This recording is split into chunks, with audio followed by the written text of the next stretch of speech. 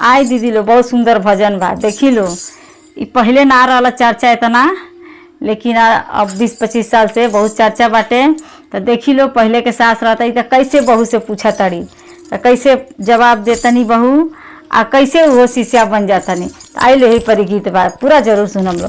हर हर महादेव, मैया भवानी की, हमारे सनातन धर्म की, सभी देवी देवता के चरणों में प्रणाम बा, सभी गुरु भाई बहनों के चरणों में प्रणाम बा। हमारा नमस्कार करी लो, जौन गलती हुई माफ़ करी लो। हम आप लोग से हाथ जोड़ के सब्सक्राइब एगो मांगा तनी, हम लोग सब्सक्राइब कर दिलो। देखी लो 4000 घंटा पूरा हो गया बा, सब्सक्राइब के कमी बा, आप दर्द समझी लो, एगो सब्सक्राइब एगो कर दिलो।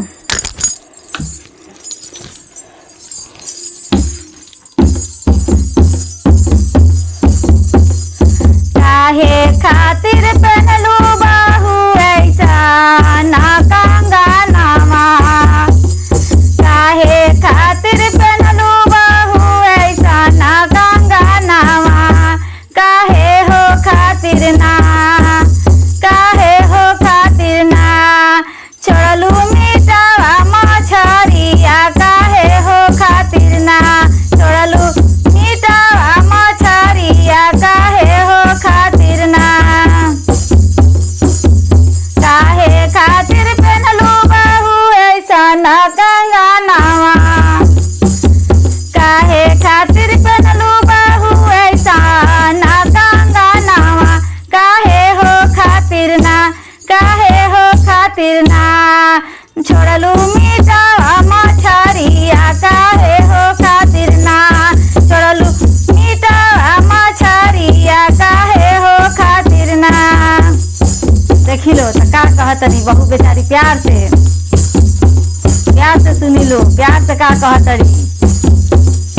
चर्चा खातिर पहननी अम्मा ऐसा ना कंगनवा,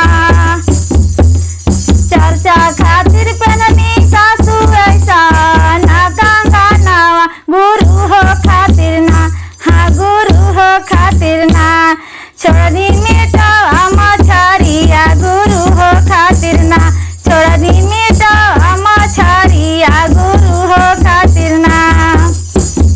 मने चाचा में घुस गई बेचारी, सब कुछ छोड़ देली। तो सास से पूछत रहनी काहे के पहिर ले बारू, काहे के मीट मछली छोड़ देलू, इतना खात रहलू। तब वे कहत रही कौन पूजवा करे बहू भोरे भोरे उठी के, कौन पूजवा करे बहू भोरे भोरे उठी के, भोरे भोरे उठी के, हो भोरे भोरे उठी के, कौन पूजवा करू बहू भोरे भोरे उठी के, भोरे भोरे उठी के, हो भोरे भोरे उठी के, कौन हो पूजवाना, कौन हो पूजवाना, करे ठीक दुपहरिया, कौन पूजवाना, कौन पूजवाना, करे ठीक दुपहरिया, कौन पूजवाना, कौन पूजवाना, करे जालू दुपहरिया, कौन पूजवाना। अब देखी का कहतरी।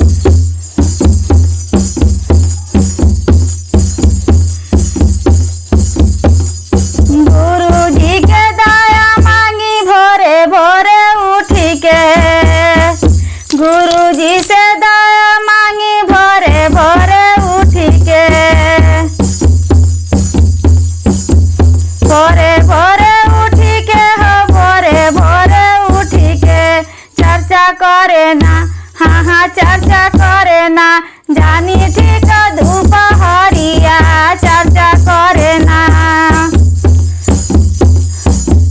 चर्चा करे ना, जानी ठीक दुपहरिया, चर्चा करे ना। मने दया उठेला आदमी सवेरे तो जरूर मांगेला, आ 4 दिन में करबे करेला। और बाद से देखिए आगे का कहतनी लो, फिर सास जी का कहतनी, धीरे धीरे मन आवत गइल बसी गुरु में। तो कैसे कैसे पूछा तनी, कैसन बहु दया होला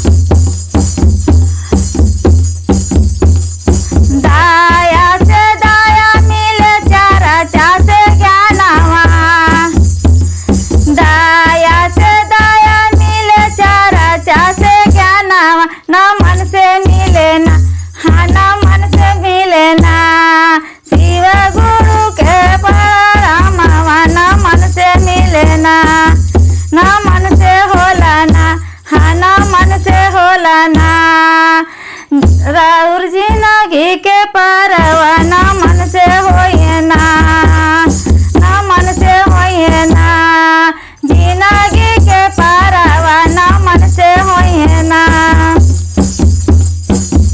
ना मन से होए ना, जिंदगी के परवा ना मन से होए ना। काहे खातिर पहनलू बहू ऐसा ना कंगनवा, काहे खातिर पहनलू बहू ऐसा ना कंगनवा, काहे हो खातिर ना, काहे हो खातिर ना छोड़लू